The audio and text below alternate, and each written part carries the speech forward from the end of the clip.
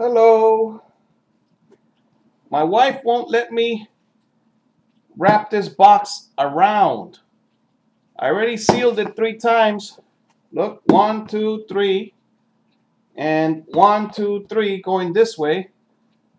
And she won't let me go once around. But I am my own man. And if I want to go around, I'm going to go around. But obviously she's at work right now. But she's not going to take the tape off. Okay, for about, let's see, the boy's about 12 years old. There's this boy in Honduras named Carlos. And my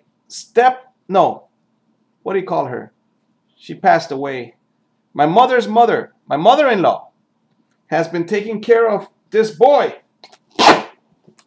Even when I was complaining, why are you sending so much money to your mother? I used to tell my wife.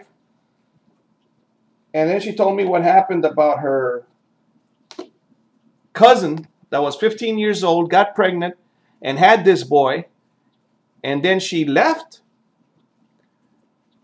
And I suspect that she was, the word is shamed. You know, you're only 15, you had a baby. So she just left town with, I don't know, with her boyfriend or who, but nobody knows who the father is. So my mother-in-law took in this boy, had him for 8 years, and then she wouldn't send him to school. But my mother-in-law was 68 pounds when I met her. And I was just ready to, meet my mother-in-law. And when I met her, and I was like in shock that she was such a different type person. She had money to eat, but she wouldn't do it. She would feed the dogs, the neighbors' dogs, and so on. She was a hermit in her own, not in her own home, in a home that my wife used to send her money for. So anyway, back to this little boy, Carlos. He bounced around from family to family. None of his family wanted him because the kids would argue, the biological children of whoever took him in would argue with this boy. And so they said, no, we don't want him. So now my wife's high school friend, Bernarda, who is divorced, who has her own children, maybe her oldest is 20, maybe, or close to it. So they take care of this boy, Carlos, who is about 12 years old right now. And I did meet him when he was 8. Now, I need help. I need to send this box to Honduras, and I have 2 of them, so that it's got some clothing. Everything's used. If I can lift it, it's not that heavy. Let's see. I don't know, maybe 20 pounds or less. That's one. And the other box is back there. Right here. So, would you please help me send these boxes to Honduras? I think it's $50 for both of them. Usually we send them out of Miami.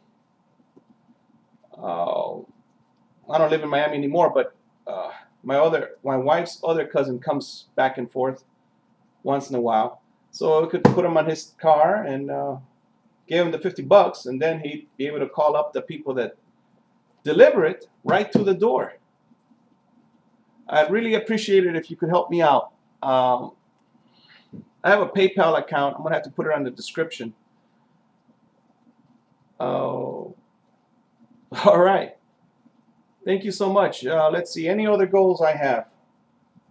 I got to do something. I'm home all day all by myself.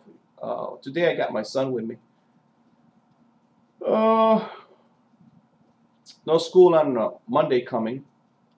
Today's Friday, I think. It's raining outside.